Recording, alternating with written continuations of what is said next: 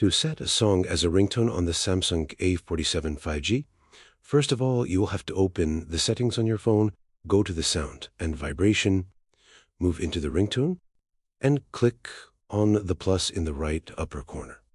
Now, as you can see, when you go for folders, we can see a specific path where we have to input our sounds.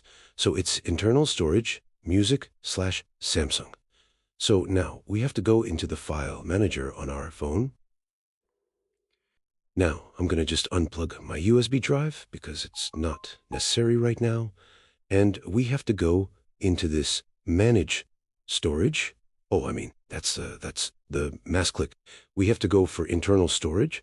And now we have to search for our downloaded file. Okay, so my downloaded sound is available in the ringtones. I have to click and hold it.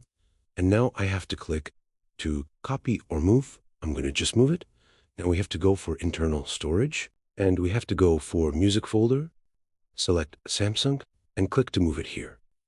Now, when you go back into the sound settings and go for your trucks, you can find your sound. You can click on it and set done. And right now, you will have to scroll over here. And when you got your sound, you have to select this. And now it will be set as your ringtone. As you can see, when I'm going to go back to the main page of the ringtones, I can see my